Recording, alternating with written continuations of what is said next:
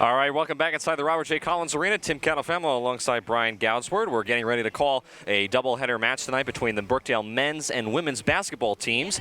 The women will take the court first as they will be taking on the Middlesex County Colts. And Brian, we were talking to both of the coaches beforehand. Middlesex comes in here winning 5 straight games while Brookdale dropped the last game. So is there any particular thing that you're looking for tonight? I know last game was very sloppy for the women. What do they have to do tonight against a very tough Middlesex team? Well, you mentioned this game's going to be a big test for the Jersey Blues. They didn't get off to a good start in their last game, saw a lot of turnovers early on. They weren't getting in a good rhythm offensively, only scored 9 points through their first quarter. I'm looking for them to come out here and put out a much better start, and against a big-time opponent, that's going to be something that's very key. We'll have to keep an eye on it. Let's now go down to the court for the action.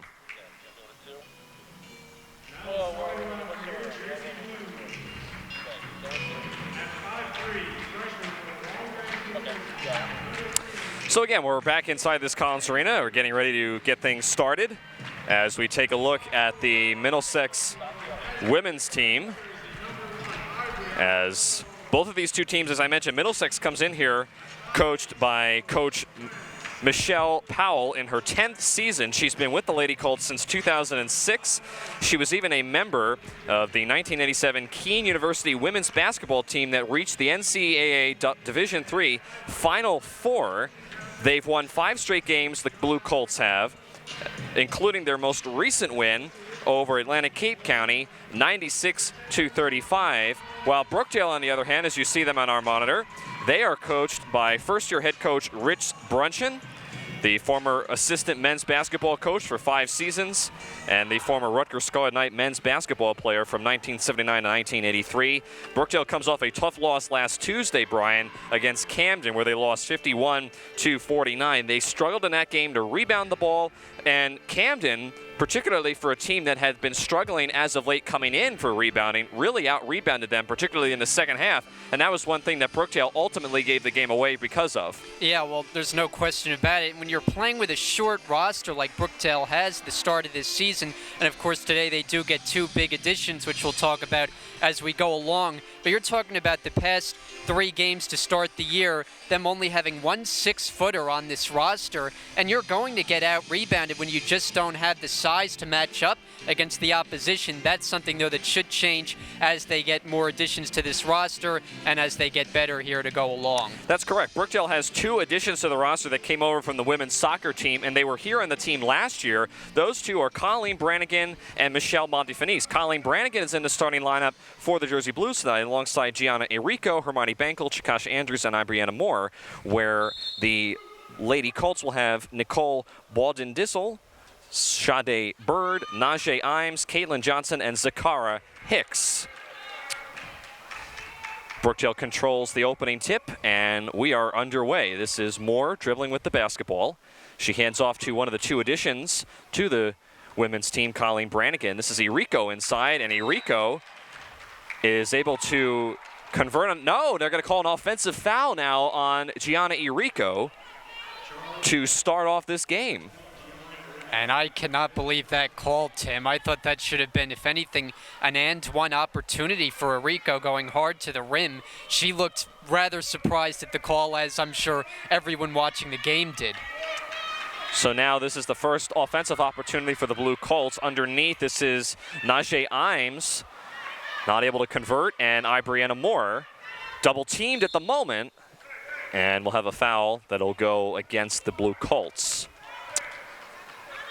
Our officials tonight, Robert Courts, Jolene Lowry, and Jonathan Kobza will be the 3 ones on the floor calling the game tonight.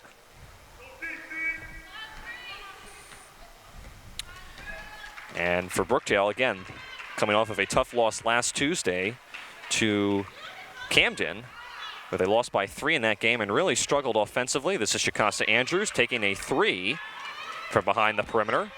And the rebound pulled down by number 25, Zakara Hicks. Hicks, coast to coast, lays it up and in. Count the basket and the foul.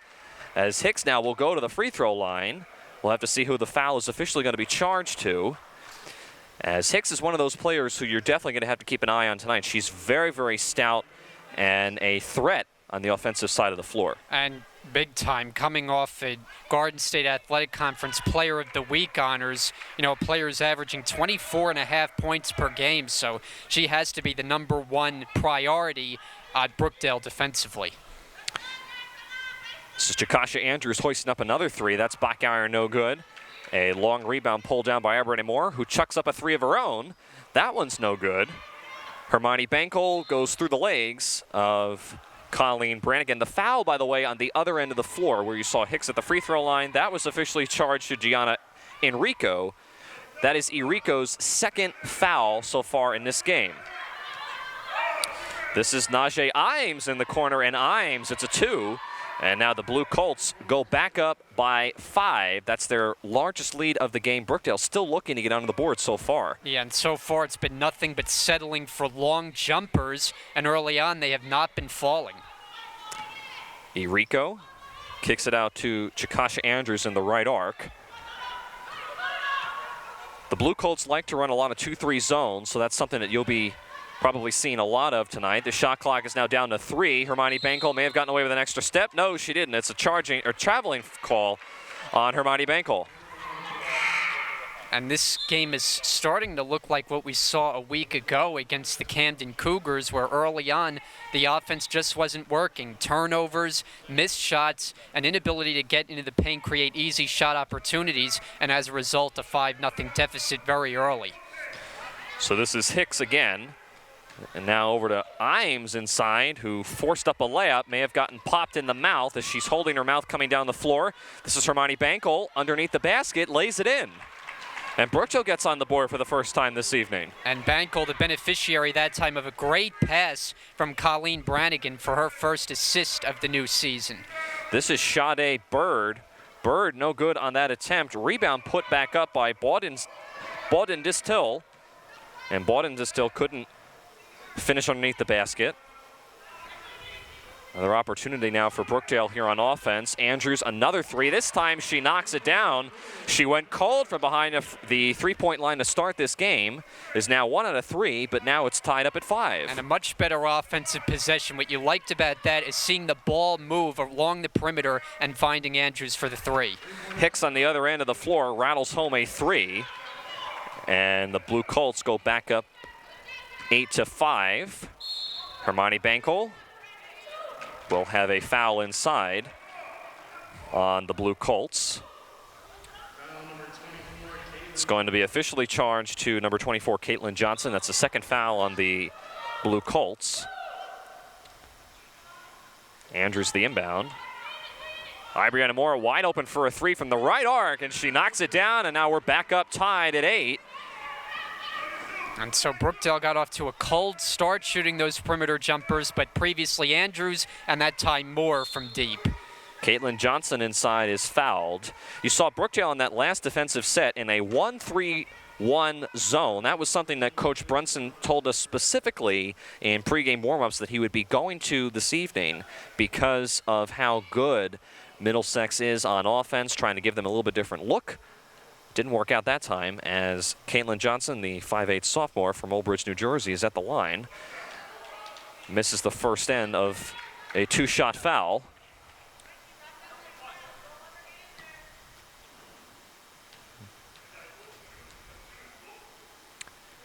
And Johnson's second attempt is up and rolls off the rim.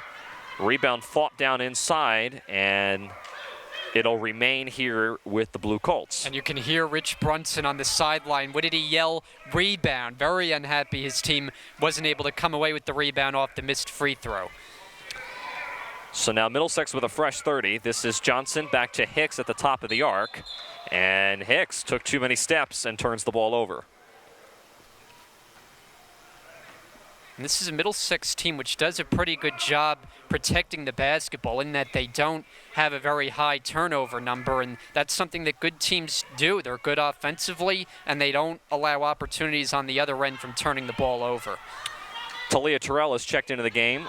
Ball intercepted there. And Middlesex going to try to make the most of this opportunity. This is Hicks again with the basketball at the foul line. Now over to Bird, floater, a little too strong. Bawden Distill gets the rebound, and Bawden Distill puts it up and in. And early on, the lack of size is showing itself for Brookdale as they're allowing Middlesex to get second, third chance opportunities, and that does not spell good things. Andrews gives Brookdale their first lead of the night with that three. She's now 2 of 4, shooting 50% thus far from behind the three-point line. And again, Brookdale takes their first lead of the night. Baldwin Distill back out to Hicks. It's a 2 if it goes, and it's off the back rim, no good.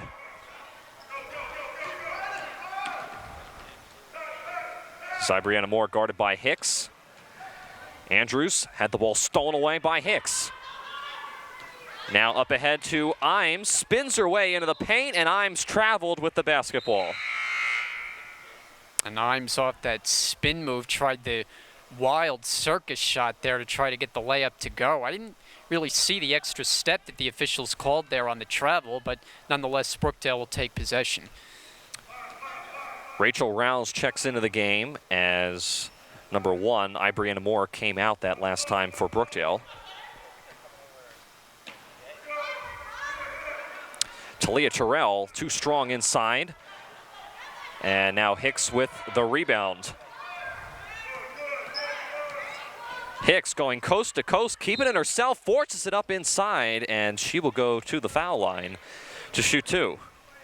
Well, you know, the real good scorers in basketball have the ability to do it in multiple ways, whether it's shooting from the outside or the ability to take defenders off the dribble, drive to the lane, and you're seeing all of that from Zakara Hicks and why she averages almost 25 points per game. Hicks, the first foul shot not able to go. Michelle Montefinis going to come in for the first time. She'll come in for Colleen Brannigan. Those two are the 2 additions that Coach Brunson was talking about earlier in the season that would be coming over from the women's soccer team. Brannigan goes to the bench, and as I mentioned, Michelle Montefinis comes in.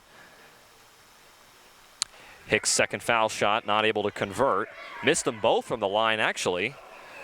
And that is number 4, Hermione Bankel, with the rebound. This is Andrews now inside with the right hand. The scoop shot doesn't fall. Hicks dribbled it off her toe, but it'll remain here with Brookdale. And you mentioned earlier that Chakasha Andrews struggling a little bit offensively. She's taken a lot of jumpers, haven't been really good results early on in the season, but she's just one of those players who no matter how many she misses, she's always going to be taking them. And she's gotten a couple to go, and here's another one on the way. Chakasha Andrews again from behind the three-point line. It's a 4-point lead for Brookdale. Now she's been on fire from behind that three-point line so far. Baldwin Distill inside, and Baldwin Distill again with a nice layup. Really nice design on that offensive possession for Middlesex, and they get the bank shot to go. Hermione Bankel driving around some of the defenders inside, kicks over Talia Terrell, and Talia Terrell going to turn it over for too many steps. And that's going to cost Terrell a spot on the bench as Gianna Erico returns for Brookdale after that turnover.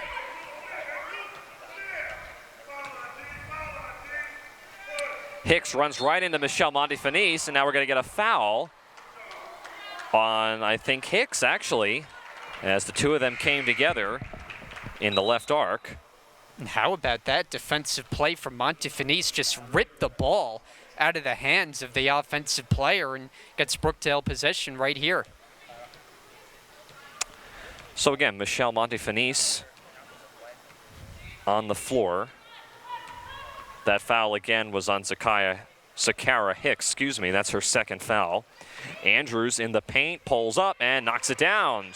Chakasha Andrews has had a very nice game so far, and Coach Powell, sensing a little bit of a momentum shift towards the Brookdale Jersey Blues, is going to call a timeout. 16-12 is the score, 3:25 remaining here in the first quarter. And Brian, so far we've had a really interesting game so far.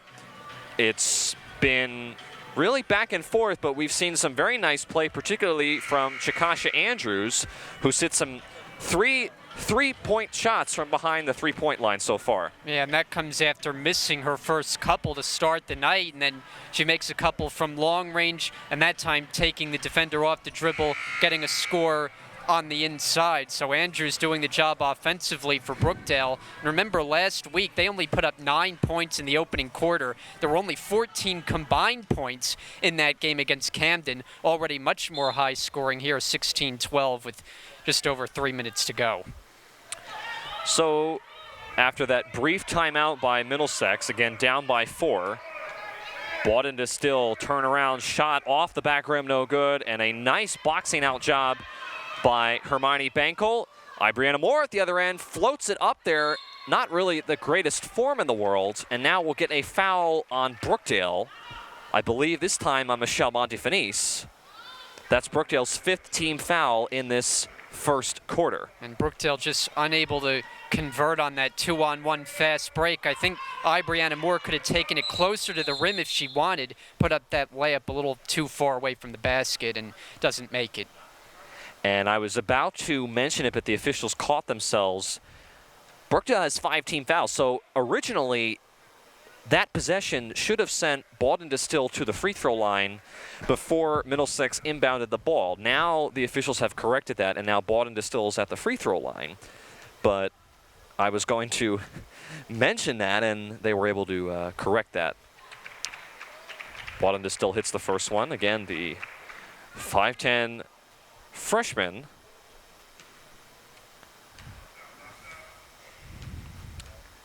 Trying to bring Middlesex back to within a possession. Not able to hit the second foul shot, 1 of the 2 on that trip to the line. Moore with a 3, in and out. Bawden Distill with some contact, able to maintain possession and gets it over to her teammate Johnson. Moore steals it out of bounds, but will remain with the Colts with 25 on the shot clock.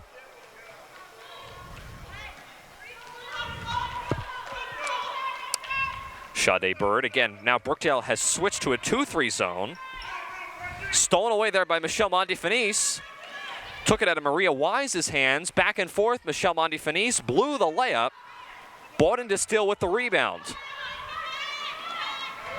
Moore picks the pocket of Bawden Distill. It'll remain here with the Colts, but a nice job of recovery for Moore.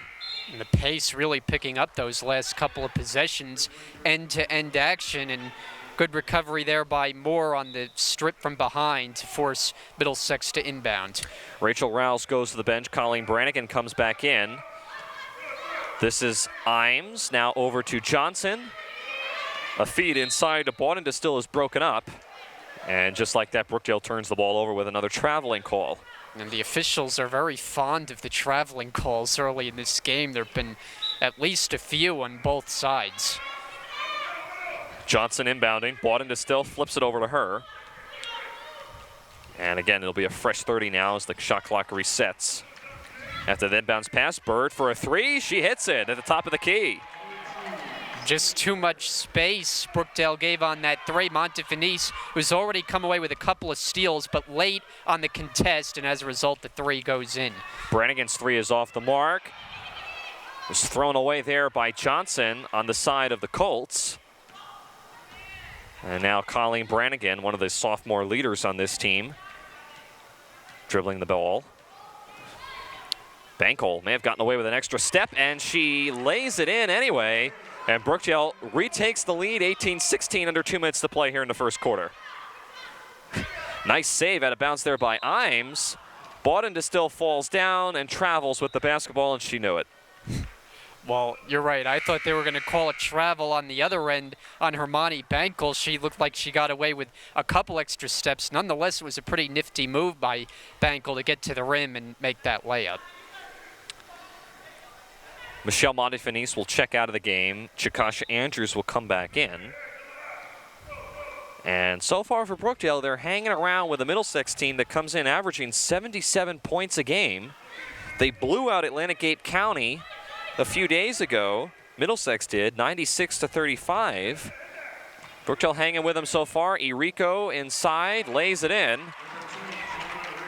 And Brookdale now jumps up to a 4-point lead. A nice job that time as she faked the outside shot, got to the rim, and got the easier shot to go.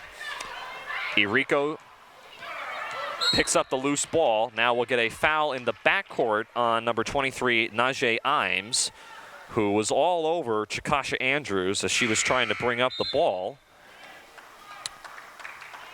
Gianna Irico will come out, and number 13, Cheyenne Lyons, will come in. And now, hold up. We got, it looks like a piece of gum on the floor. I think one of the officials is trying to get off of the court as he scoots it away. Must have come out of somebody's mouth. There it is. Oh, that's a big piece right there. Looks wow. like mint. Yeah. Spearmint. Holy cow. Someone must have lost a wad full of gum. Andrews stops. The ball was touched. That's why she didn't call it with a foul. Brannigan with a 3. It's a 23-16 lead for Brookdale. Brannigan left wide open that time, and one of the big scores from a year ago. Brookdale happy to have her back in the lineup, contributing offensively. Imes goes baseline, in and out, Bought and Distill, back up and in. She's had a very nice night so far underneath the basket. That's, on my count, 6 points for Bought and Distill so far. Probably leading the way for Middlesex in this opening quarter, one that's produced a lot of offense. Shot clock is turned off, under 7 seconds to play. Chikasha Andrews hoists up a 3, too strong, and that will do it for the first quarter. So at the end of 10 minutes of play, it is the Jersey Blues, surprisingly, in a very tough matchup with a 5-point lead, 23-18, over a very tough Middlesex team. We'll take a commercial break and come back to the Collins Arena after this. With both my sons entering college, I knew financial aid was going to help. I never thought I would qualify too. I enrolled in Brookdale's culinary program and discovered a world of talent I never knew I had. After graduation, I landed an externship with David Burke's Fromagerie, and they hired me a month later. My name is Debbie Doran, and I came to Brookdale to learn a new skill. I never imagined it would take me this far. Back here inside the Collins Arena, as we're getting ready to start the second quarter, Tim Califamo alongside Brian Goudsward. Brookdale holding on to a 5-point lead, 23-18. And as I said, Brian, this is a team for Brookdale, or excuse me, for Middlesex, that comes in here averaging 77 points a game. They've won 5 straight. They're very tough on offense, but so far Brookdale seems to have them covered for the most point, with players such as Chikasha Andrews hitting some very critical threes from behind the three-point line. Yeah, and also credit Colleen Brannigan chipping in a 3 there late in that first quarter, and certainly good to get her back in the lineup, the offense that she can bring to the table, and another scorer for Rich Brunson's team. You know, on the Middlesex side, one thing that stands out to me is looking at them, we talk about their really good offense. They've gotten better as the season's gone along. Each game they played, they've scored more points than the previous game, which is an interesting note. And now we get a travel in the backcourt again on Brookdale. I believe that was Hermione Bankel. And Middlesex will have a nice opportunity inbounding. This is Maria Wise, by the way, on the floor. Inbounds to Bought and Distill. Wise with a jumper air ball, and Irico with the rebound kicks it out to Colleen Brannigan. Brannigan not able to hit that one. And now Wise going to track down the rebound. Bird over to Bought and Distill. And Bought and Distill, who I just talked about a couple seconds ago, is having a very nice game so far. She brings Middlesex now to within 3, 23-20, with about a minute gone by here in the second quarter. Moore, back iron no good, and it'll go back to Middlesex. Both teams doing a good job offensively, moving the basketball, creating good chances, open shots for their teammates, and as a result, we have a high-scoring game so far, 23-20. So this is Caitlin Johnson. Dangerous cross-court pass to Maria Wise. Again, Brookdale has given the Colts a lot of different looks. That shot from the corner is off the mark. Hermione Bankel with the rebound. up court to Chikasha Andrews, who's now in the left wing. Irico lost it, got it back, traveled. That's about the 6th traveling call on my count that Brookdale has had so far in this game. Very sloppy with the amount of steps that they're taking on the floor. And Middlesex has been called for a handful of them as well. Yes. We've seen a lot of traveling early on. Brookdale trying to trap there. Johnson finds Imes inside, blew the layup, although she gets her own rebound. Shot clock did not reset because the ball didn't hit the rim. And it doesn't matter. That weak side rebound pulled down by Brannigan. Johnson saves it out of bounds. Ball still loose. Brianna Moore finds Hermione Bankel underneath the basket, takes her time and lays it in. Well, wild sequence that time. You thought Middlesex was going to come away with it. It was a great save on that far side, but then Brookdale able to take possession and a really nice find from Moore to Bankel for the bucket. Bawden Distill driving inside. Not sure if that was a pass or attempt on the basket. Now Chikasha Andrews the other way. Kicks it out to Brannigan, lines up for a 3. Irico steps in there for the rebound and puts it in. And Irico really does a good job crashing the offensive glass, and that time right there to collect the missed shot, go up strong for the deuce. So our score clock in the right-hand corner of our screen is not currently working. Brookdale has a 7-point lead, 27-20, with about 3 minutes gone by here in the second quarter. And Johnson will inbound as we have a whole host of players coming in and coming out for Brookdale. Chikasha Andrews, Brianna Moore, and Hermione Bankel go to the bench. Rachel Rouse, Cheyenne Lyons, and Talia Terrell on the floor for the Jersey Blues. And that was Bird inside, not able to even hit the rim on that floater in the paint. Yeah, I think a little indecisiveness on the part of Bird that time, caught between whether she wanted to shoot it or pass it off to a teammate underneath, but it turns into a turnover for Middlesex, and now Brookdale looking to execute on the other end. Almost stolen away there by Bird. Rachel Rouse almost got called with a backcourt violation. Irico forces it up and in, and the basket. Wow. Forceful job by Irico, excuse me. And she'll earn an opportunity now at the line to try to complete the old-fashioned three-point play and trying to give Brookdale a double-digit lead, and she does. Bounces off the rim and in. 30-20, 6:37 left here in the second quarter. Bird, excuse me, that is, yeah, no, that's Bird, sorry. Had it right the first time. And Lyons commits the personal foul that time.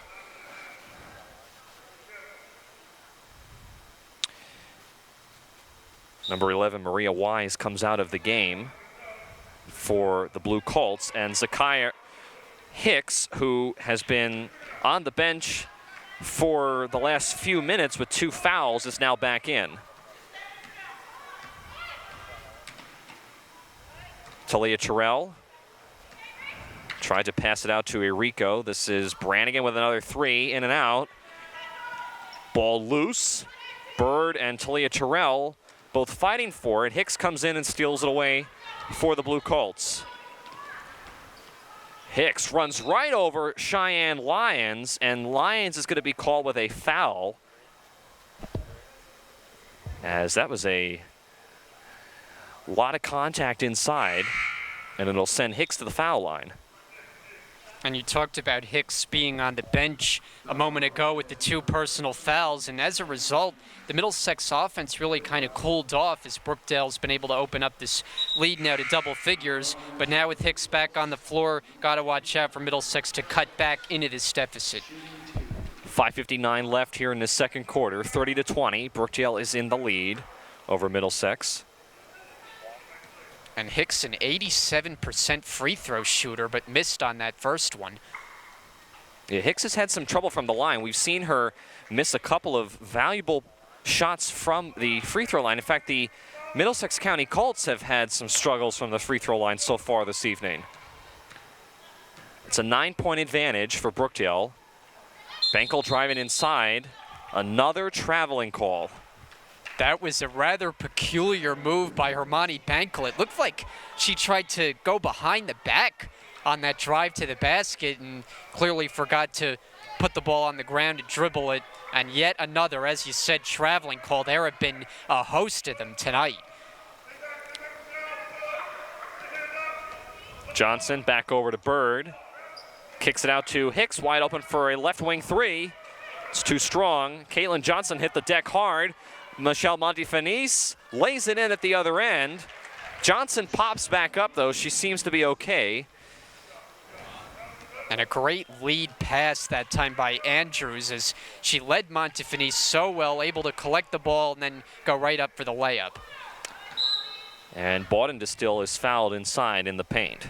That'll go against Brannigan.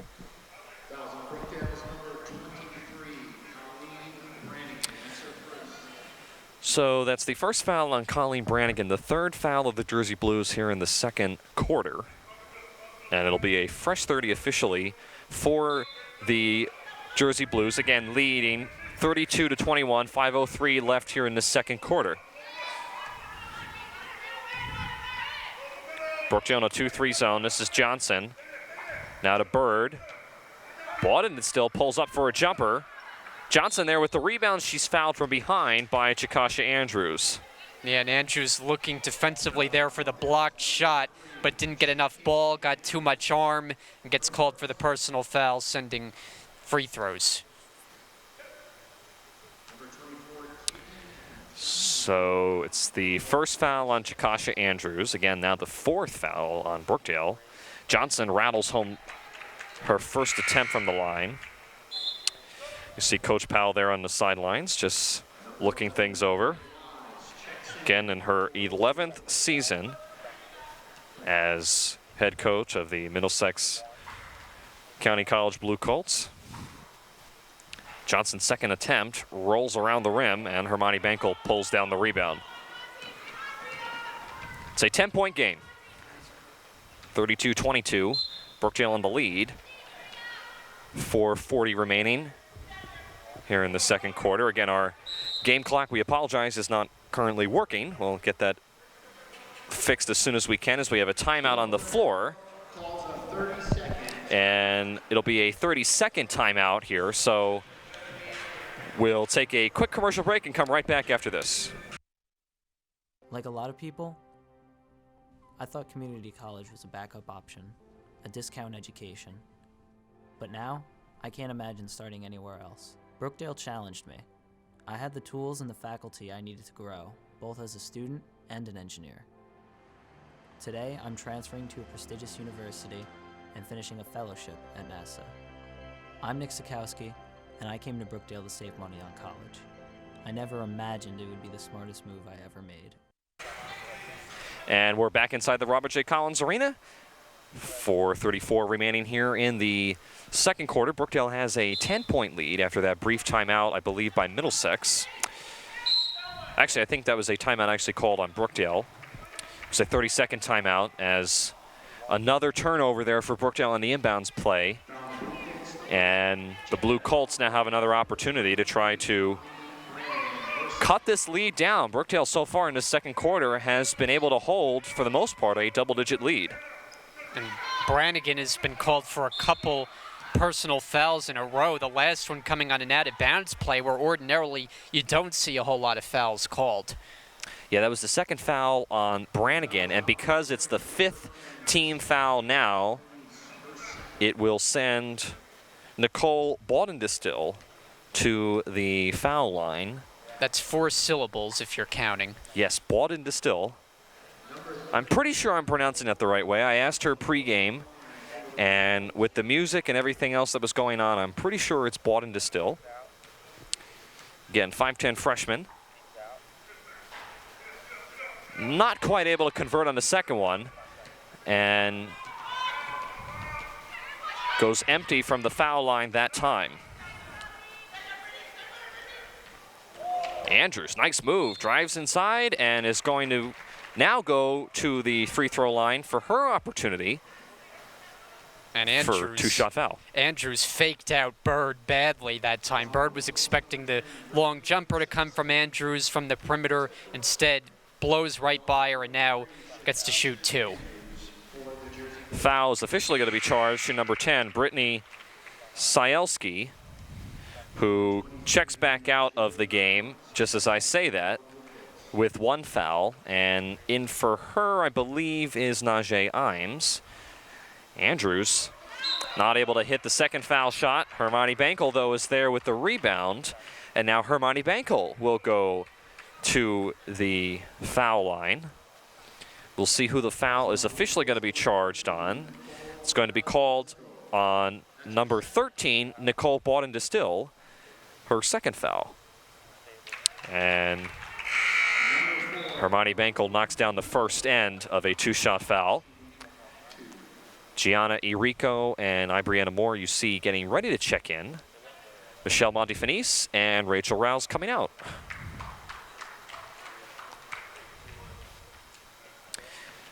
Again, Hermione Bankel, the 5'8" sophomore, all the way from France. But she has an interesting story to tell. Yeah, I'm sure. Andrews on the foul line.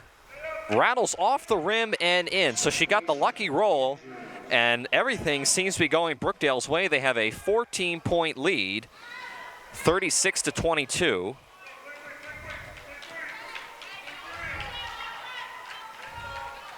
This is Maria Wise, back over to Bird. Bird tried to get it over to Bawden-Distill, taken away by Andrews. Andrews goes around a screen, pulls up at the foul line short. Moore there with the weak side rebound and a fresh 30. Moore now will drive a 3, and she connects from the right arc. Really great possession that time as Andrews fed the paint initially to Irico, kicked it back out to Moore for the open 3, knocks that down. And this has been an impressive half of basketball that Brookdale is putting together against an elite team. I was just going to say the same thing, Brian. I'm very impressed by Brookdale's play so far. I don't think Middlesex was expecting this to be down by 17. And, you know, they're riding high right now on a 5-game winning streak. Brookdale comes off a loss against Camden. It was a close game, but they have played their A game so far tonight. And just to give you a little bit of a heads up, in that game against Camden last Tuesday night that we called, Brookdale only scored 48 points total. So far tonight in the second quarter, they have 39, so that's a huge turnaround. Irico finds Bankel underneath the basket, lays it in. And just doing a great job in transition. We've seen them knock down some perimeter jumpers, but they also have done a great job on the fast break. Sometimes it's even come off missed shots by Middlesex that they've quickly turned into offense the other way. Irico leaping in there to take away the ball, and I'm not sure if she fell down or she just lost balance. This is Johnson the other way, trying to draw a foul on Andrews. Andrews very smartly stood still. Bankel wide open for a long jumper and rattles it home. And a high arcing delivery that time from Bankel on the baseline, and it's just clicking right now. A 21-point lead for the Jersey Blues. Very, very surprising so far. Brannigan intercepted that pass from Bird, and now we have a foul in the backcourt that's going to go against Caitlin Johnson, number 24. It will be her second foul. So it's a second foul on Johnson. And we have a couple of players coming in. Ibriana Moore and number 3, Chikasha Andrews, go to the bench, as well as Hermione Bankel. Talia Terrell, Rachel Rouse, and Cheyenne Lyons are on the floor. Johnson with 2 fouls remains on the court for Middlesex.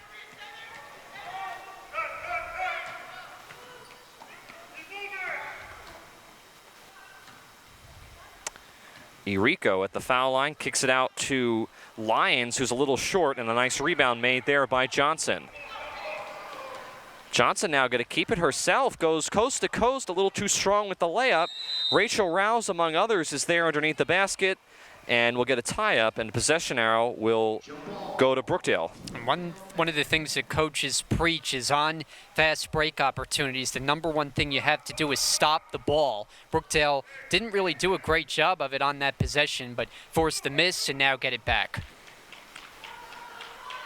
This is Brannigan in the corner.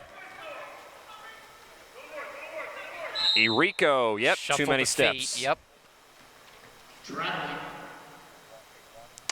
So we have seen our fair share of traveling calls tonight, Brian. I mean, I don't think I've seen this many in a game in a while, particularly just in the first half.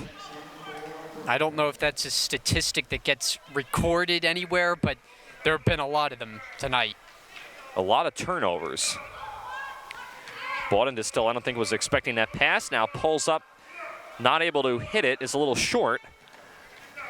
As we are now under 30 seconds left here in this first half. So very quickly, things starting to wind down. As Brannigan with the ball pulls up for a three. Too strong. Maria Wise with the rebound, and Wise traveled in the process of trying to pull down that rebound. So now Brookdale can hold for a final shot opportunity of their own as they inbound underneath. Shot clock is turned off. Lions stripped away for the moment by Bawden Distill. Now here come the Blue Colts. Bird over to Bawden Distill, pulls up for a jumper, and she hits it with 2.8 left here in the second quarter. Ball still loose, and that'll do it. So the Colts are able, with that shot from Bawden Distill, as at halftime the score is 43-24 with Brookdale with the lead. Brian Goudsword alongside Tim Kettlefamo. We will step aside and come back right after this. I'm here with sophomore guard Ibrianna Moore. Ibrianna, thank you for joining me. No problem. Ibrianna, how do you address your performance this year against Middlesex Community College opposed to last year when you dropped 17 points? As well as how do you feel your team is playing? Well, I mean, playing against them now, I feel like I could do a little better, you know, more a little defense here and there, getting up and down the court here and there. As far as my team, we're doing good. You know, we're playing as a team, we're talking, we're getting back on offense, getting back on defense, making sure we're trying to secure the ball, probably less turnovers. So, yeah. So 6 points as well as 2 steals. Any improvements in the second half that you feel you could address? Yeah, I could prove a lot in the second half. I can probably get up and down the court more and, you know, take more time on my shot, not rush a lot of shots. So, yeah. All right, Brianna, the team is playing well, and good luck continuing it in the second half. No problem.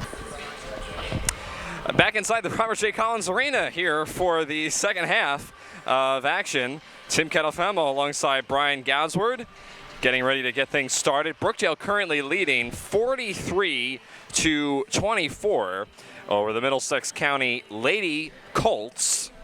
And Brian, this has really been a surprising game as of sorts because Brookdale has really so far dominated this game. As I mentioned, the last game that they played last Tuesday in a loss to Camden County College, they scored 48 points total in a 3-point loss. Now they have 43 points at the start of the second half, and they're beating a team which, oh, by the way, has won 5 straight games and has been extremely tough on offense this year. So really, this is a real surprise. I'm just shocked. Yeah, I mean, it's positives all the way around. And you mentioned the 48 points the last game, well on their way to surpassing that. They should probably do that within the first few minutes once the third quarter begins. I think if there was one negative you were point out on the Brookdale side, it would be the turnovers. We talked a lot about the traveling violations, and so I think that's the one thing they need to clean up as they start the second half. But aside from that, there's really not a whole lot else. Offensively, they're clicking, they're sharing the ball, they're making shots, they're scoring in transition, and they're doing a good job defensively on the big star for Middlesex. Zakara Hicks hasn't been that much of a factor in foul trouble and not really putting up a lot of points early on. So all the way around, a very good first half performance from Brookdale. As we take a look at the roster for the Jersey Blues. As I mentioned at the start of the first half, Brookdale opened up with Ibrianna Moore, Jakasha Andrews, Hermione Bankel, Gianna Irico, and Colleen Brannigan as the starting five. Now, it'll be interesting to see who they do on the floor for the second half. Middlesex has already pulled their players onto the floor. As you see the Lady Colts' roster, the Lady Colts will start in the second half with number 10, Brittany Cielski, number 24, Caitlin Johnson, number 14, Sade Bird, number 25, Sakara Hicks, and number 13, Nicole Baudendistil. So those will be the five that will be on the floor for the second half. Brookdale starts out in the second half with Bankel, Irico, Brannigan, Andrews, and Moore. Clock is back in. We are underway in the second half, and right away, a foul committed. No, I think actually going to be 3 seconds in the paint on, is that Middlesex, Brian? I'm not quite sure about that call. I think it was a 3-second call away from where the ball was. Brookdale did a good job on the double team, and then away from the play, the Blue Colts get caught in a 3-second call, so an early turnover here to start the second half. So we'll see if Brookdale can continue their dominance so far in the first half with offense. Andrews not able to connect on that one, and Moore kicked the ball way out of bounds, but it'll remain here with the Lady Colts. Again, coming up at the end of this game, the conclusion of this game, the Brookdale men's team will take the floor against the Middlesex men's Blue Colts, and it's coming up at approximately 7 Eastern time, right when we're done here. Saved out of bounds there by Baudendistil, who spiked it off of Hermione Bankel's foot. Be 21 seconds on the shot clock. Again, Middlesex just trying to get some type of offense going. They haven't necessarily played awfully, but compared to Brookdale's offense, it's been a no contest so far.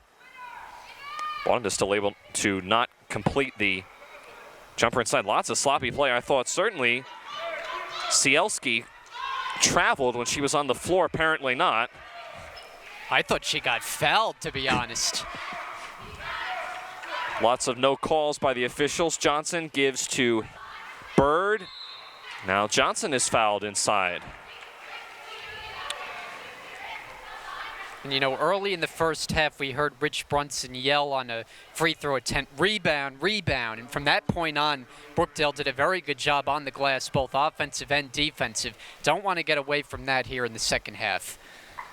And Caitlin Johnson, who is at the foul line now, not able to convert on the first foul shot, but has had a very nice game so far.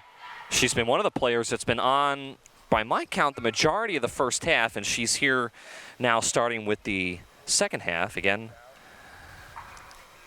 not able to convert on her first attempt from the line and misses on the next one. So comes away scoreless on that attempt. Andrews now pulls up at the top of the arc and completes from behind the three-point line another three ball. She's had 4 in the night by my count. And now Brookdale goes up by 22. Hicks tries to answer back with a three of her own. It's short. Moore up to Andrews all alone. Lays it in with the right hand. And, you know, transition defense at times in this game has been non-existent on the Middlesex side. Brookdale having an easy time converting on those opportunities. Hicks floater inside, gets her own rebound and puts it back up off the glass and in. We'll take another look at that shot from Moore right now. Or excuse me, from Andrews. This is the last one, as you see her lay it up and in there. Moore gives it underneath to Irico. Had it blocked away twice, and Irico traveled, and Coach Brunson can't believe it. And I really can't either. I mean, we've said before that it almost seems like the officials are just fond of calling the traveling calls in this game, because a couple of them I'm not so sure about, and that one no exception. Yeah, I was confused about that call too. I'm not sure where the traveling was. I know there was contact underneath, but and the look by Rich Brunson said it all. It was that was quite priceless. comical. Yeah, I wish we had a camera on that. That was priceless. Hicks driving inside. I don't think Cielski was ready for that pass. Baudendistil picks up the loose change, back up with it, Third attempt, finally is able to put it in. Baudendistel just would not be denied that time, working hard on the offensive glass, getting second, third chance opportunities, and finally putting points on the board. She has had an excellent game so far and brings the Lady Colts within 20. Stolen away there out of bounds for a second. Talia Terrell checks in now for Ibrianna Moore on the sidelines. Shot clock down to 15. Andrews guarded by Bird. Finds Talia Terrell cutting inside, and Terrell is fouled. And Andrews likes that little jump step move when she's not shooting from the three-point line. She drives to the rim and a lot of times goes with that jump step in the paint, that time finding Terrell underneath, and now free throws. So Talia Terrell at the foul line for the first attempt, able to knock down the first one, the business major here at Brookdale. And the 5'6" sophomore from Neptune, New Jersey, converts from the line and brings Brookdale back up to a 22-point lead. Tipped partially there, ball still loose.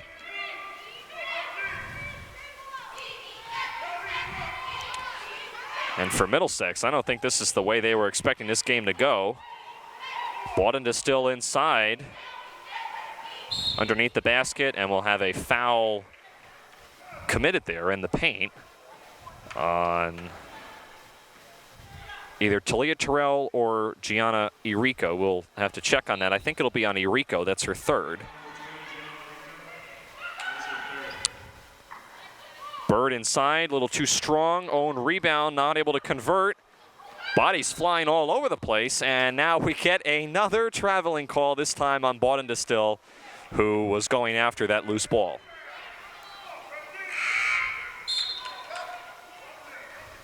Let's take a look at this replay here, Brian, from the last play. Watch this. Baudendistel down on the floor, trying to go for that ball.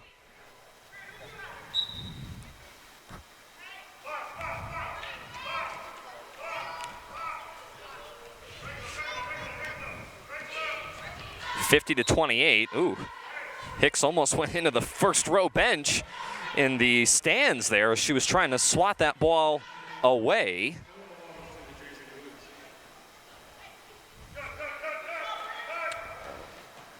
And if Brookdale can pick up this win, as Andrews is short there from the foul line, and we'll get a foul here on Brookdale. But if Brookdale can continue this and be able to get a win here, I know we still have a long way to go, but so far Brookdale's pretty much in control.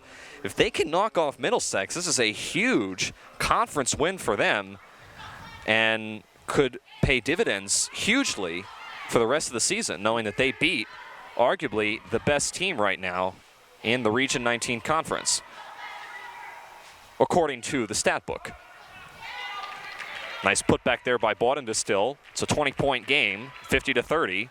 Jersey Blues still in command. Well, it's early in the season, but for Middlesex, they're on top of the Region 19 so far. Record of 5-1, had come in with 5 straight wins. And you're right, to get this win early in the season, even though it's early, it gives you confidence for what you can do going forward.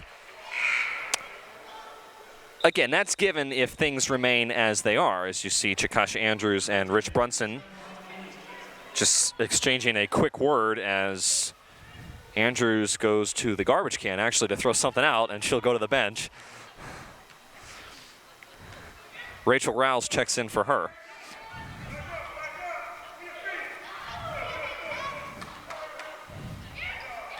Baudendistel in the paint, trying to flip it over to Johnson. It's stolen away by Talia Terrell. And a nice job getting back on defense that time by Brittany Cielski. Well, it was in transition. That could have been another one of those fast break opportunities for Brookdale, but the active hands of Cielski getting back. Monty Finis stops and pops inside the paint and is able to knock it down. A nice jumper. 52-30. Lots of contact inside that time as Sade Bird went down to the deck hard. it will remain here with the Colts. Bird wide open for a left arc three. We'll go back to Brookdale.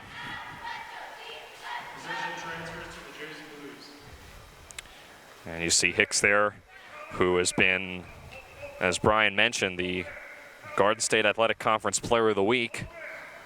Not having the night that I think she was expecting to have, that we were expecting her to have, and certainly not the night that Middlesex was expecting. Down here by 22. Brannigan short on the 2. Did not hit the rim. And now Bird flips it over to Johnson in transition, lays it in. A nice job by Bird. Looked like she was going to take it coast to coast, but at the last second, the little flip pass to Johnson as Middlesex tries to get something going here with this big Brookdale lead. And I think Rachel Rouse, did she lose it out of bounds, or was there a maybe? I think there was a foul. I thought the official was pointing to Rouse to say that she had lost it out of bounds, but maybe it was tipped. Either way, it'll stay here with Brookdale. Not quite sure about that. I don't think they called a foul on that last play. We did get a substitution here for the Blue Colts. Maria Wise has entered the game. Yeah, the official, I thought, was pointing as if Rachel Rouse had lost it out of bounds on the baseline, but apparently it was tipped out of bounds by one of the Middlesex players. Let's take a look at this replay here, Brian. Try to clear this up. Watch Rouse here. And the whistle's way before then, so I guess I'm not quite sure what that whistle was for, because I could have... Okay, well, let's see. Maybe does Johnson touch... Okay, yes, she does touch it there. But the ball didn't go out of bounds, so that's why I'm not understanding that call. Hicks short on the runner inside. And Maria Wise had the ball taken out of her hands as she was on her way to the basket. Looks like Middlesex is going to try to pressure Brookdale into a mistake here with appears to be a full court press. Bankel to Andrews. Double teamed. And Andrews wisely spikes it off of, I believe that was Johnson's left shoe, out of bounds. Middlesex still playing hard. You mentioned the full court press. They trapped Andrews in the corner that time and forced the pass to go out of bounds as Brookdale will retain it. Again, the men's team coming up shortly after this. I see Coach Chizak actually on the training table behind the scores bench talking with Sean Noel. He's getting ready to call a game coming up in a little bit. Approximately 7 Eastern time, the men will take to the floor as soon as we're done there. There's Coach Chizak and Sean Noel as we have a tie-up in the backcourt. And the ball will remain with Brookdale. But yeah, there's Coach Chizak. Again, he's getting ready to play an equally tough game against the Middlesex men's team. One of the players that was injured last week, Kyle Bradshaw, you see him talking it over with him on the sidelines. Doesn't appear Kyle will be in tonight, one of the freshmen. Coach Brunson sitting down on the sidelines. Irico kicks it out to Brannigan for a straight-on three. Bankel was able to pull down the rebound. Irico to Bankel, and Bankel, nice job. I don't even think she left her feet, but she's still able to score the basket. And that's been kind of her signature shot this game, finding open space along the baseline, and she's gotten more than a couple of them to go tonight. And now we get a foul at the top of the key on Michelle Montefinis, who bumped into Hicks. That's the third foul on Michelle Montefinis, as it'll send, again, Zakara Hicks to the foul line. Third team foul on Brookdale in this third quarter. Hicks at the line, not able to hit on the first one. 5'8" sophomore from Elizabeth, New Jersey. 5'5" sophomore, excuse me, from Elizabeth, New Jersey. Knocks one out of two from the line. But it is still a big deficit that Middlesex is going to have to start chipping into if they want to get back in this game, as we're approaching 3 minutes left here in the third quarter.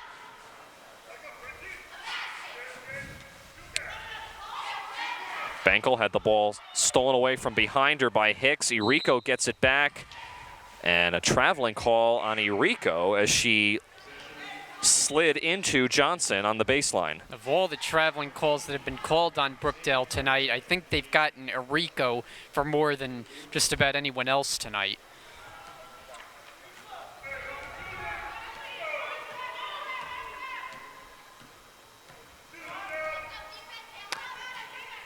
Michelle Montefinis almost picked the pocket of Hicks. Bought into Still, pulls up, turnaround jump shot. A little short. Andrews with numbers up ahead to Irico. Blew the layup. She may have been expecting contact from behind. Now here comes Middlesex. And Bird throws it away, trying to get it over to Boughton to Still. And this just doesn't look like a 5-1 team that we're seeing out here with Middlesex, you know, having come in the top record in the conference, but they just haven't played like it. They've been sloppy, haven't put many points on the board, and not playing well transition defense. Tie up in the paint, and the possession arrow, not a lot of jump ball calls tonight too. The possession arrows, we're going to take a look at this replay from the last scummage on the floor.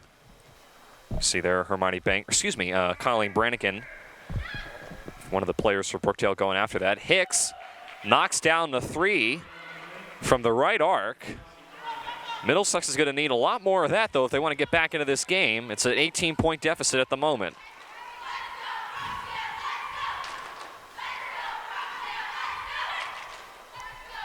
Montefinis pulls up. It's an air ball and a rebound Johnson.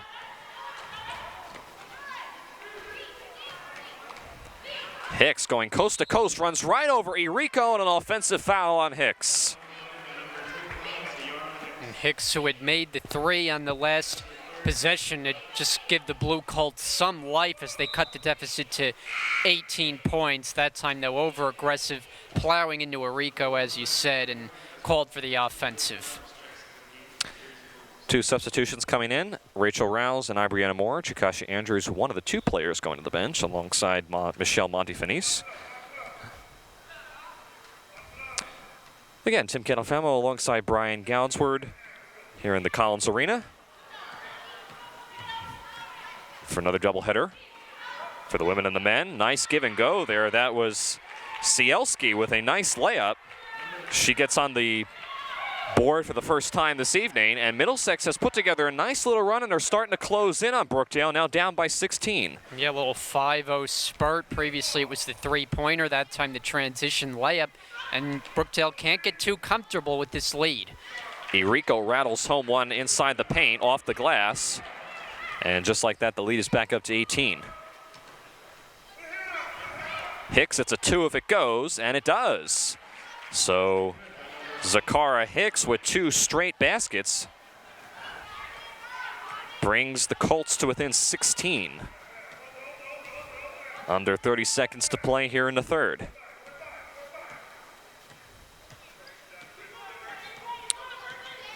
Brannigan, it's a three. Middlesex can hold for this final shot if they choose to. Hicks blocked away by Irico. 10 seconds left here in the third quarter. Bankel, nice job by Caitlin Johnson, who was able to time it perfectly to block that shot away. It'll remain with the Jersey Blues with 5.6 left, and it looks that Coach Brunson is going to take a full timeout with 5.6 seconds left here in the third. So we will take it with him. Be back to the Collins Arena right after this.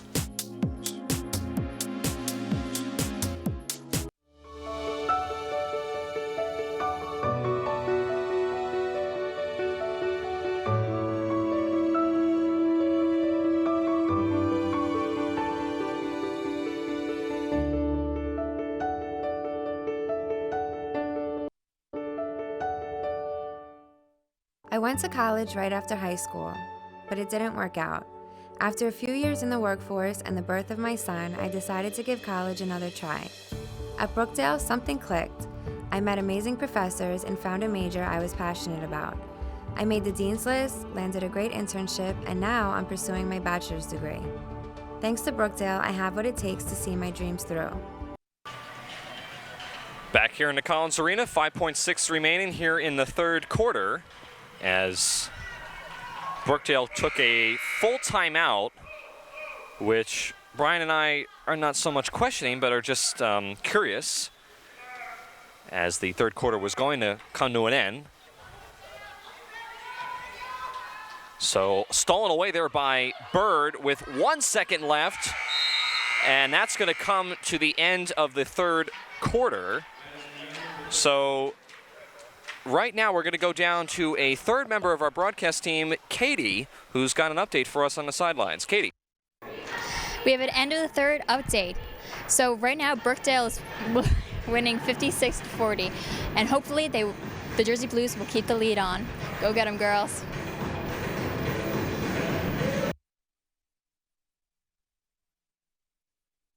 I'm Tara Boyce, and I came to Brookdale to give college another try. I never imagined I would find my passion.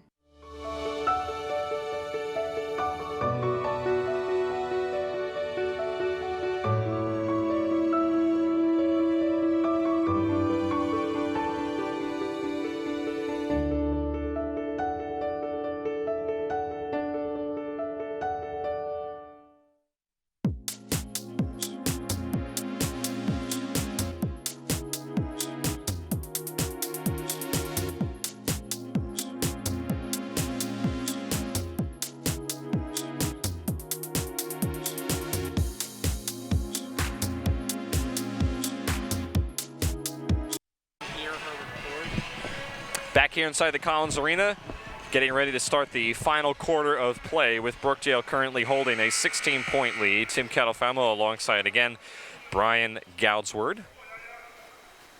Brookdale will start this fourth quarter with Montefinis, Andrews, Moore, Irico, and Bankel on the floor, while Middlesex will have Bird, Hicks, Imes, Bawden Distill, and Cielski.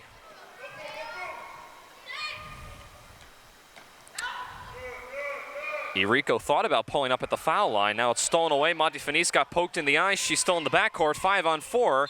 Hicks to the hole. Count the basket and the foul. Meanwhile, you see Montefinis there. I don't know if she lost the contact or she just got poked in the eye. But she was there standing back in the backcourt. Appears to be okay. Meanwhile, Hicks at the foul line. And if she can complete this three-point play, it will bring Middlesex to within 13. The closest they have been in almost 12 minutes of play to the lead, and they cannot. So it remains a 14-point deficit. Moore, uncharacteristic miss. It's an air ball. Cielski blocked away from Moore from behind. And it looked like there was some contact, no foul call though, and a great job by Moore getting back defensively for that blocked shot, denying the easy basket. As Montefinis is now on the sideline. And I think Coach Powell agrees with you, Brian, looking for where the foul was on that last call. Because I agree with you, it was a nice block by Moore, but I thought there was some contact that went along with that. Hicks, at top of the arc three, too strong. Rebound ripped down by Bird. Now she tries her hand at a three, and she hits it. Well, Middlesex feeling some new life here in this fourth quarter. They really are. I mean, they're finding their rhythm now, and suddenly it's a little bit dicey, down to just an 11-point lead for the Jersey Blues. We have a ball game. Andrews in and out on that three from the top of the arc. Tries it again. Doesn't convert. Boy, Andrews she doesn't care where she is. The ball's in her hands and she's open. She's going to take the three every time. Hicks spinning her way inside. This time is fouled by Moore. And I'll be curious to see what number this is on Moore. It's going to actually only be her first. but the second team foul for the Blues here in the fourth quarter.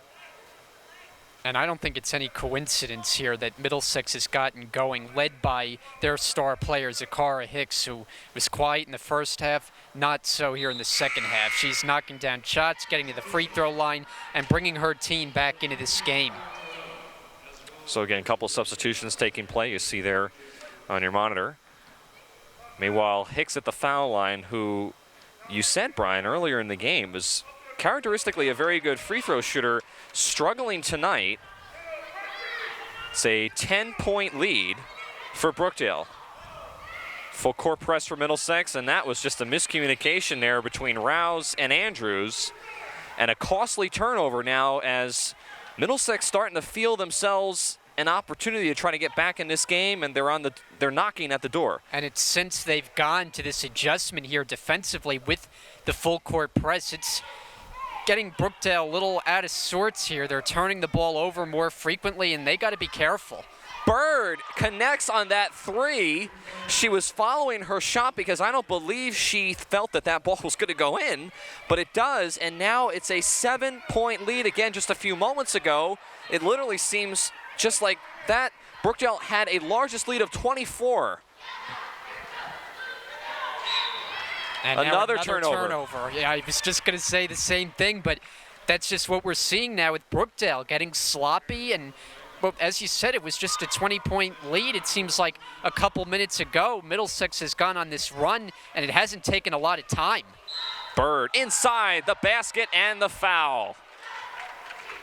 And now when you get on this kind of a run, you see there the Middlesex bench. They're now starting to feel good about themselves. They are right back in this game. And it looks like now it's going to go down to the wire. Rich Brunson's got to get the message across to his team, who's struggling mightily right now. So we'll have a timeout on the floor. 7:48 remaining. Brookdale only leading by 5. Back after this. My daughter was born premature, and the hospital's respiratory therapist saved her life. When the economy crashed, we moved back to New Jersey for my husband's career, but nobody was hiring drama teachers. So I joined the respiratory therapy program at Brookdale. It's a great field with job security, and you can be there for people who really need you. My name is Joriel Miller, and I came to Brookdale to change my career. I never imagined I could help save a life. I'm more than just a college student. I'm a marathon runner, a volunteer, and a philanthropist. I'm an employee. I'm a future master's degree holder. I believe the path to a better world is paved with a million small steps. Thanks to Brookdale, I'm already halfway there.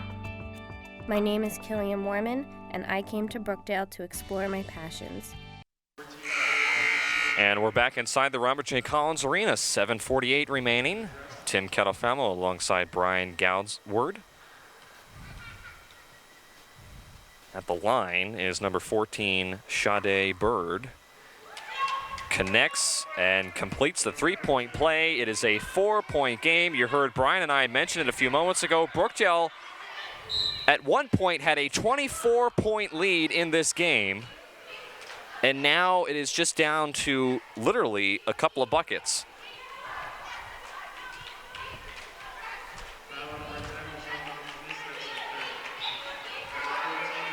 Foul, by the way, that time was on Cielski, number 10, on Middlesex. That's her third foul. Andrews didn't choose to go after that ball as it was last touched by Middlesex. You see Coach Powell there. She's got to be feeling pretty good about how her team has come back, but for a while there was obviously not happy with the way the team was playing, but now they're back in this game. And right now, Brian, just looking at these two teams, it appears, as you see the shot go up by Andrews, that Middlesex right now has the confidence playing on the floor, and Brookdale seems a little bit disorganized on both sides. There's no doubt they haven't scored in quite a few minutes. Need to change that. Air ball there by Brannigan is not going to change that. Coach Chizak grabs the rebound, who's right on the edge. He went back in the locker room. Now he's back here, checking out the game. So officially credit Coach Chizak with his first rebound. There he is. Bawden Distill gets her own rebound, travels. And Bawden Distill has just had a tough night. She's had some very nice baskets underneath, but Middlesex as a team, and Brookdale is not immune from this either, a lot of traveling calls on either side of the floor. Bawden Distill was probably the leading scorer for Middlesex in the first half, but has gone quiet, and you mentioned the turnover on the last possession. Hermione Bankel in the reverse layup. That's the first points for Brookdale in several minutes. It's back up to a 6-point lead. Hicks loses it. Bankel all alone, lays it in. And 4 straight now points for Bankel, and the lead's back up to 8 just like that. Chakasha Andrews was the star for Brookdale in the first half offensively. In the second half, though, it's been Bankel. Bawden is still there to capitalize on Bird's miss and help her teammate out, and she does. Full court pressure again. Again, Brookdale's got to get this ball up across half court. 2-1. Okay, they just barely made it. Irico jumper, no good. Rebound Imes. Again, that clock goes off of what the shot clock is. And again, you only have 10 seconds to bring the ball across half court. Brookdale was perilously close. Contact in the forecourt. No call. Both bodies are down on the floor. That's Irico and Bird. Brannigan, another 3. Irico saves it out of bounds to Andrews. And Brannigan, I think, a little bit rusty. This being her first game, she's not seen at her sharpest with those 3-point shots. Made one early on, but since just hasn't been able to convert. And Coach Brunson going to take a timeout. 5:19 left here in the fourth. We'll be back for the conclusion after this. Hi, I'm Dan Lees from the Speech Communication Department at Brookdale Community College. I welcome you to come and explore Brookdale and see all that we have to offer. In the Speech Communication Department, we teach courses in public speaking, interpersonal communication, and small group communication. For me, college was a life-changing experience. I never looked at the world the same way after my time in college. And I think Brookdale will offer you that same kind of life-changing experience. Not only will you enjoy yourself at Brookdale and have a good time, but you're going to learn a lot. And you're going to take those skills out into the world and apply them in your work field, whatever it may be. So join us at Brookdale. You might find... Back here inside the Collins Arena, as you see our officials tonight, Robert Kortz, Jolene Lowry, and Jonathan Kobza, the 3 officials on the floor making the calls this evening, and there have been plenty of them, particularly a lot of traveling calls. As far as the game is concerned, Coach Brunson, before that last commercial break, took a timeout to try to reset his team, who is, I would say, holding a 6-point lead, but has had that lead start to slip through their fingers. At one point, they had a lead of 24, but so far in this fourth quarter, Middlesex has built themselves back up into this game. Andrews, a step-back 3. And so far, Brookdale now has gone on a little mini run of their own, now is back up to a 9-point advantage. And that time it was Andrews creating the space against Bird, stepping back from beyond the 3-point line, knocks it down. Bird thought about a 3, now pulls up. No good. Bunch of people fighting for that rebound, and it will go back to the Jersey Blues. Middlesex, though, going to stick with this full court press, which has given Brookdale some problems in this second half. Bankel up to Talia Terrell. Nice find inside to Irico in transition, and she lays it in. That is exactly how you want to defeat the full court press. We mentioned it had been giving Brookdale problems. Not that time. Crisp passing, and Irico finally lays it in. Bawden is still short on the jumper, gets her own rebound, back up with it. No. And Irico tracks down yet another board. It'll stay here. Let's take a look at this last shot here from Irico, as you saw the full court press handled very easily. And at this point, Brookdale is holding an 11-point lead. Eureka, it's a 2. Almost went over the edge of the backboard. Talia Terrell's there, and she's fouled inside. And this has been a good response from Brookdale. We mentioned the 20-plus point lead quickly was down to 6 and would seem like only a couple of minutes. But since then, after that timeout, I think Rich Brunson really did a good job calming down the team. Now they've gone on a little run here, gotten the lead back into double figures and trying to add on. So Talia Terrell, as you see, looks like Imes coming out for Brittany Cielski. It's a case of the hair getting in the way. Talia Terrell at the foul line puts Brookdale now back up by 12, under 4 minutes to play. Again, this would be a huge win if Brookdale can hold on.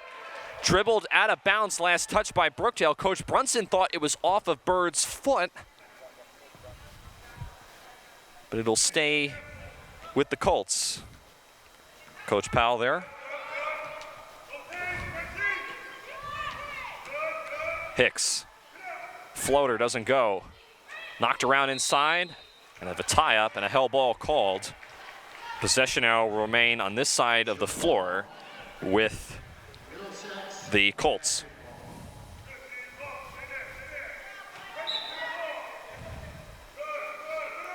Hicks looking to get it into somebody.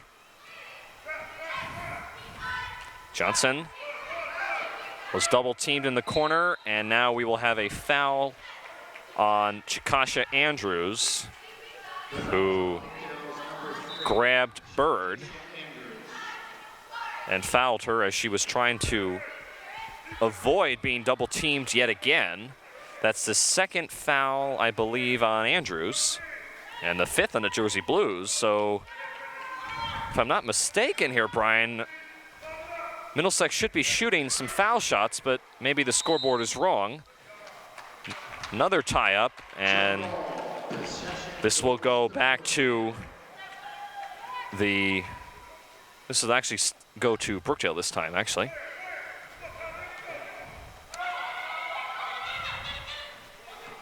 Sloppy play, and turns into a turnover for Brookdale. Possession now for Middlesex, and we have a blocking foul in the paint. Andrews, another one.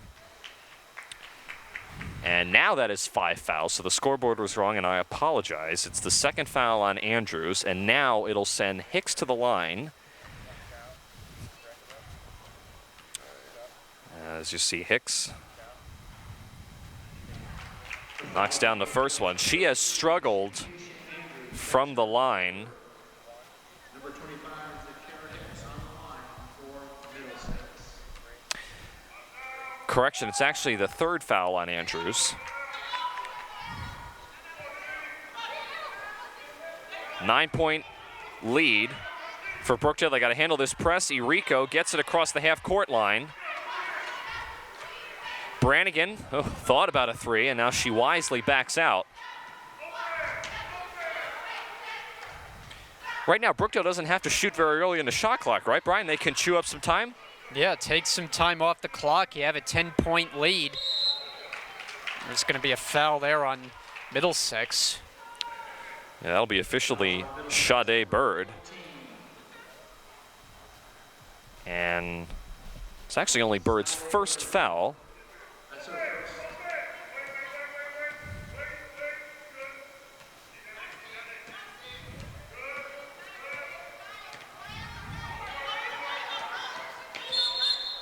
And a double dribble there on Colleen Brannigan. Way too much dribbling that time from Brannigan. Too much dribbling and not enough movement. Eventually, you get a double dribble call and a turnover, and now time to get stops defensively.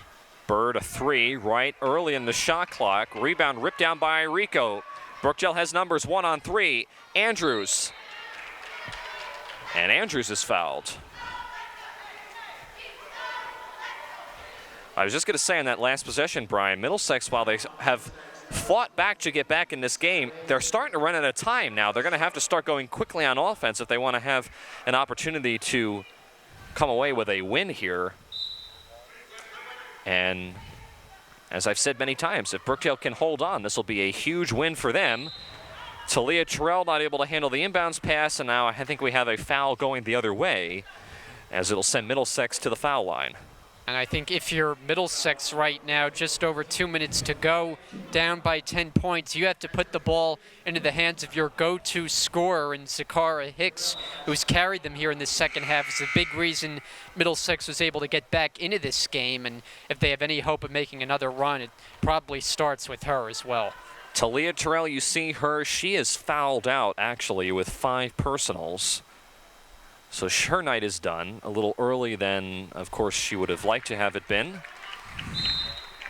Imes at the free throw line makes the first one, and now just like that, a quick timeout called by Coach Powell.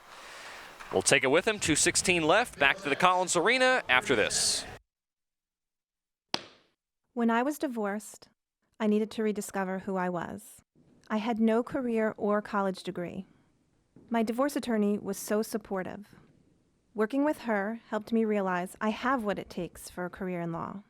I joined the paralegal program at Brookdale, and I got a great base to build a career on. Now I'm working as a paralegal at Ansel, Grimm & Aaron, and I love it. I'm Michelle McCarran, and I went to Brookdale for a new start.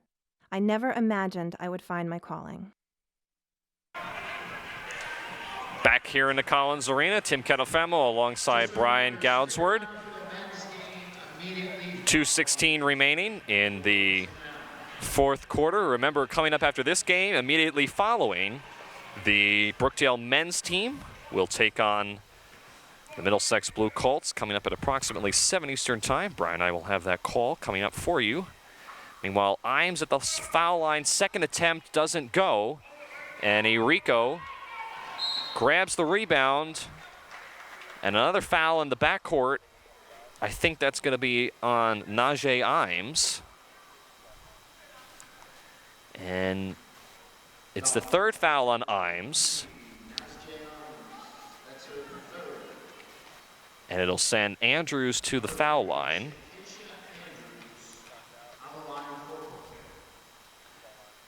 Andrews knocks down the first one. Again, Brookdale, if they can make these foul shots, really helps them out. Trying to lock up this game. Middlesex is undefeated in the Region 19 conference play. If they fall to Brookdale, that stat will go away, as Hicks is fouled inside. And now, with both teams maxed out with fouls for the rest of the game, we will be playing the free throw. And I have a feeling we're going to see a lot of free throws remaining here as we go down the stretch in the final 2:04 to play. Zakara Hicks.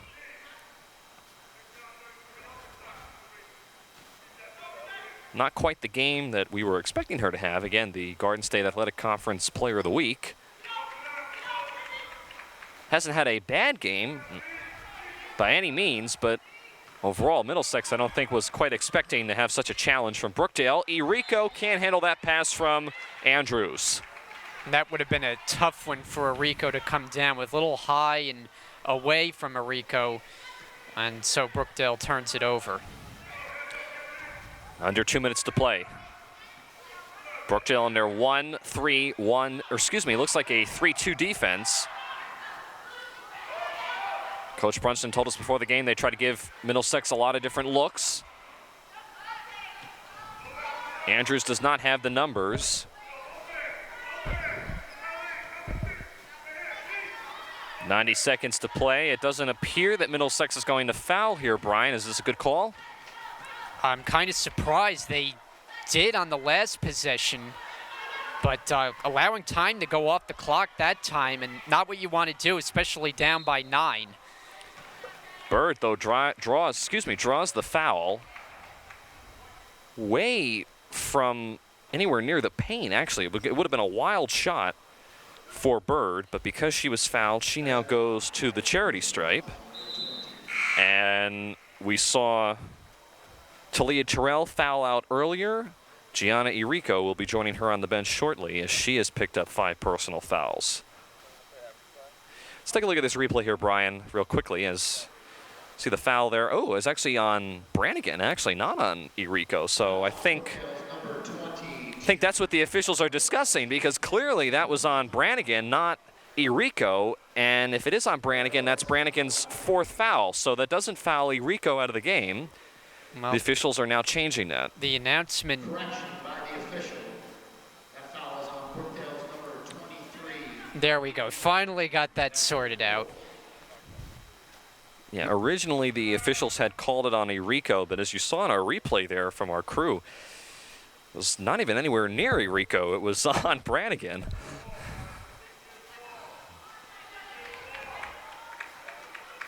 So again, Brannigan, it's her 4th foul. It doesn't really matter about team fouls at this point because both teams have maxed out with that.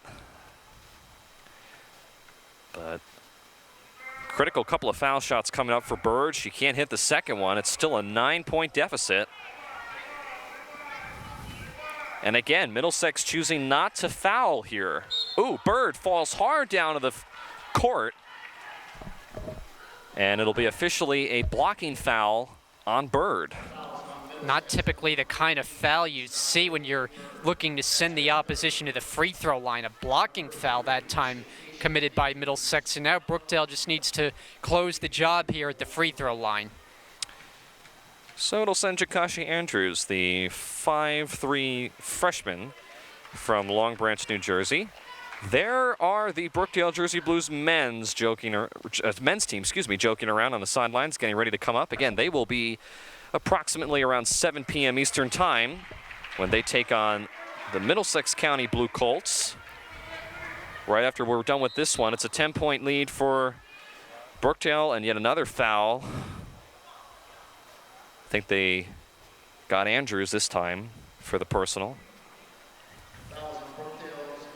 Be the 4th on Andrews. And yet again, Hicks at the foul line. She's got to have at least 20 foul line attempts this evening. She has been on there a lot tonight, but unfortunately has not been able to make a lot of those opportunities count. Only gets 1 out of 2 that time. So we have a minute left to play, and it doesn't appear that Middlesex is in any hurry to foul here. Irico. Rouse not able to convert underneath the basket. Bankel, we have a tie-up. And the ball goes to the Colts, since the possession arrow was pointing in their direction. Again, we will have a post-game interview coming up with our very own Nico Vocatoro at the end of this game. Hicks doing all the work herself. Again fouled. Andrews, if that's on her, she's gone, and I believe it is. So that's 2 players that Brookdale has lost to foul outs, and then you have Brannigan, who's 1 away from fouling out. So with a short roster now, it is larger than it was the last couple of weeks, but that's certainly an issue for Brookdale right now, running out of bodies. Hicks again at the foul line. Rattles home the first one. Michelle Montefinis, by the way, came on the floor for Chakasha Andrews. We saw Montefinis earlier get poked in the right eye. She was on the sidelines with an ice pack to her right eye, and she appears to be well enough to be back in this game. It's only a 7-point advantage. Irico, did she go back court? Yes, she did. And just not much she could do there. She was surrounded by Blue Colts defenders and inadvertently steps on the other side of the floor. Last thing you can do for Brookdale right now is foul. Hold them to a shot attempt from the outside. Middlesex needs a quick basket. Ball still loose. Hicks fouled inside again.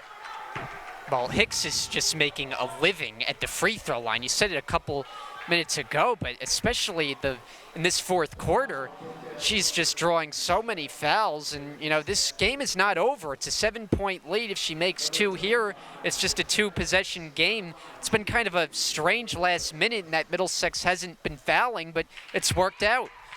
And again, Brookdale has had a largest lead of 24 in this game. at one point, which was early on in the third quarter. They led by 21 at halftime.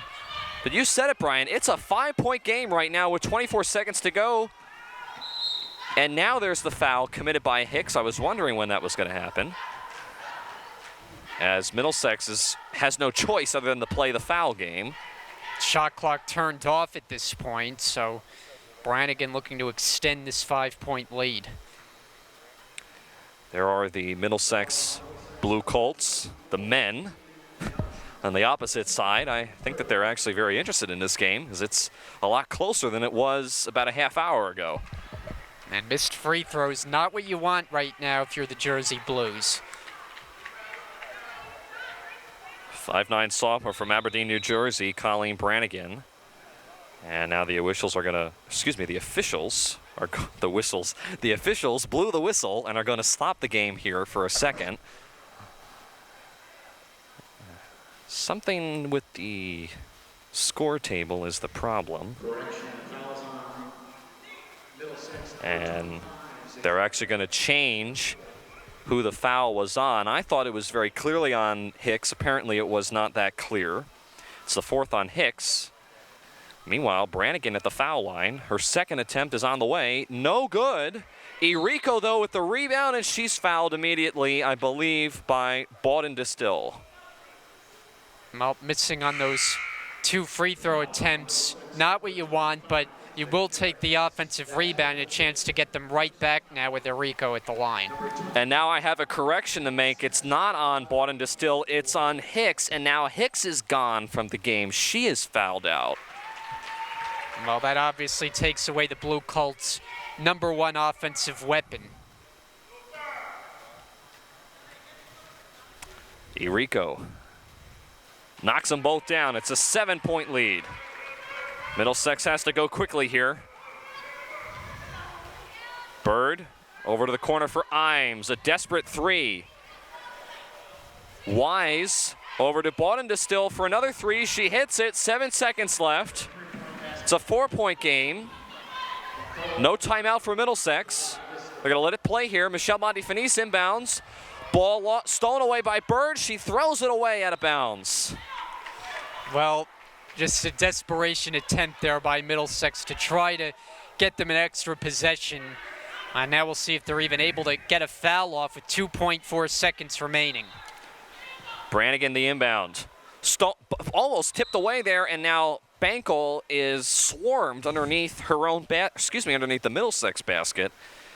And I believe all Bankel has to really do is make one of these foul shots that she has to eliminate all potential possibilities for Middlesex to tie this game. Again, what I mean by potential possibilities is Middlesex would have to get a 3 and somehow be fouled. In the process of that, the ball would have to go in, and then they have to make the ensuing foul shot.